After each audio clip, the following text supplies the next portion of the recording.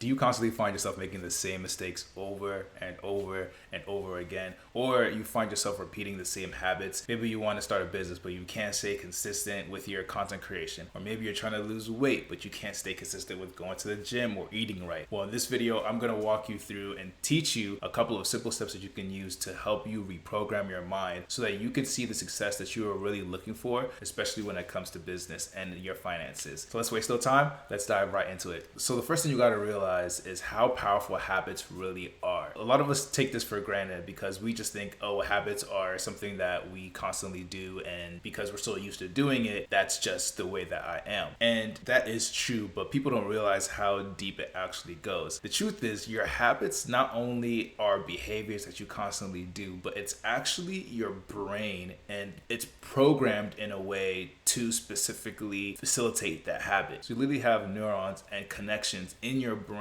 that are wired a certain way that's going to constantly force you in a way to do the thing that you're constantly doing, because that's just the way our body works. And it's a beautiful thing. So one of my fondest memories when I was growing up, learning how to do a pull-up. Now, for some of y'all, you're like, pull-ups are easy. But for me, I was, let's say, on the chunkier side of things when I was younger. And so doing a pull-up for me was a big deal. First of all, didn't think it was even possible to do. But there was a point in time where I was like, you know what, enough is enough. I'm going to go ahead and try and do this. And so one day during gym, while nobody was looking, because I was not trying to embarrass myself, I hopped onto the pull-up bar and tried with all my might to pull myself up. And to my surprise, I didn't get anywhere. Nothing happened. I barely moved. But I didn't let that stop me. And so every day after gym would be over and people would leave, I would get on this pull-up bar and try and do a pull-up. And what I was doing time after time again was not only building muscle, but training my brain on the mechanics of how to do a pull-up. And slowly over time, it got to the point where one day, all of a sudden, I was able to do my first pull-up, and I'll never forget it. Literally changed my life. Now I can knock out pull-ups like nobody's business, but that first pull-up was a game changer for me. I gave myself the time to be able to not only build the muscle that I needed, but so that my brain could actually learn how to actually do a pull-up. Not only how do you actually do a pull-up, but believing that you could do a pull-up. Because I constantly had negative thoughts and just belief that I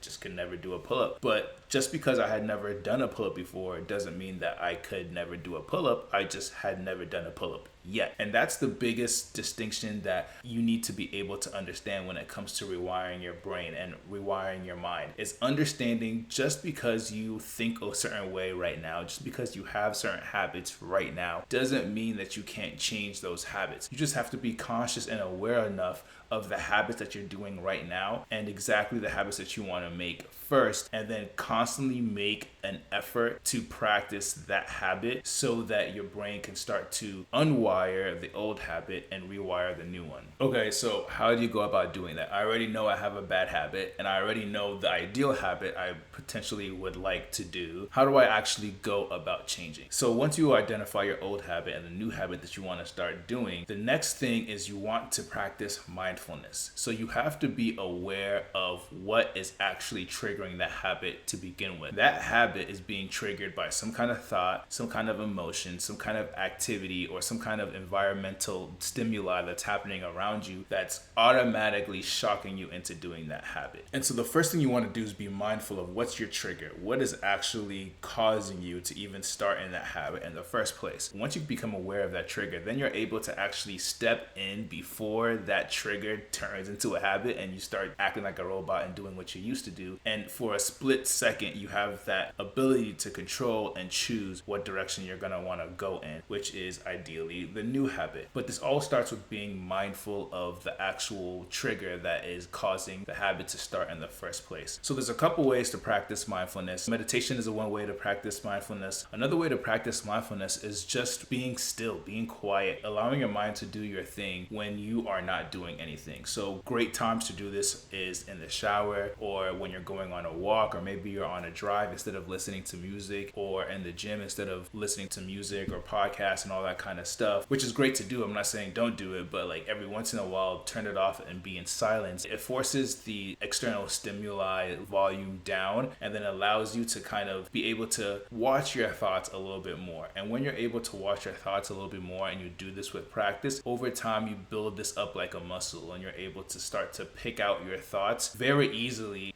throughout the day and decide which ones that you actually want to pay more attention to versus not. So once you become aware of your thoughts that you're thinking, the next thing you want to do is you want to build the model of what you actually want to do, and you want to constantly repeat and visualize that. And what's going on when you do that is you begin to start to fire and rewire your brain, because your brain can't tell what's happening in real life versus what's happening in your mind. So studies have really shown this in real life, and the goal was to learn the piano. And one group learned the piano traditionally. They had a piano and they were taught lessons and they just were able to learn the piano physically. Another group was not actually allowed to touch a piano. They were only allowed to think and visualize practicing a piano in their mind. And what they found out at the end of the study was the people that actually practiced the piano just with their mind without a physical piano learned just as much as the people who practiced the piano physically. The reason why this is so important is because when it comes to rewiring your brain and stopping old habits,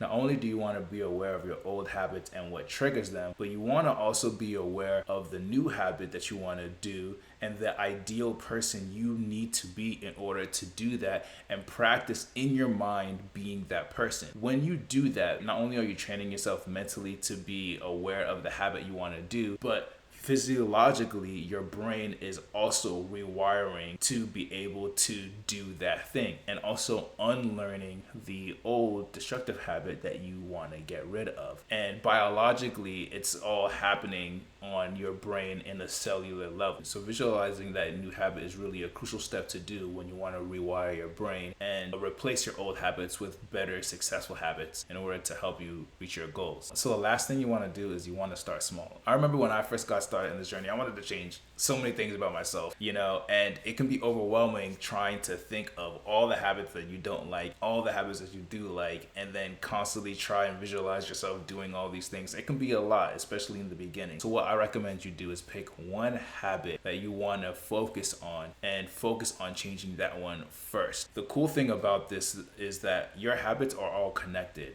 There's positive stacking and negative stacking. So the more you start to apply new better habits for yourself, the more better habits tend to stack on each other. Like when you start to go to the gym, for example, all of a sudden you are more inspired to eat healthier because I just put all this work in the gym, so I'm gonna decide to eat this apple instead of eat this cake. And then while I'm at it, I might as well go to sleep and get a good night's rest so that all of my gains aren't wasted. So habits tend to stack on each other, and the same thing is also true for negative habits. But if you just choose one bad habit that you would like to focus on and focus on that one specifically, then over time, as you're doing these practices, other negative habits will start to kind of peel away and be easier to work on once you get a grip on the first one that you choose. So what is that habit that you constantly feel is holding you back? Is it procrastination? Is it laziness? Is it insecurity? Is it fear? Whatever it is, focus on that habit by remembering what that habit feels like, being aware of those thoughts and those triggers when that habit starts to take form, and then at that moment realize that you're thinking that, realize that that's what causes the habit, visualize the new habit that you actually want to do, and practice visualizing that until it becomes something that is ingrained in you, not only body wise but also in your mind. Physiologically, it's ingrained in you and becomes easier to do, and before you know it, you're actually accomplishing that habit, and then you can stack on better habits on top of that. So that's it for this video. Let me know in the comment section below, what are some bad habits that you would like to get rid of or work on, and what are the habits that you're working on replacing those bad habits with. If you enjoyed this video, then definitely check out this video here on the power of affirmations, especially for entrepreneurs, and I'll catch you on the next one.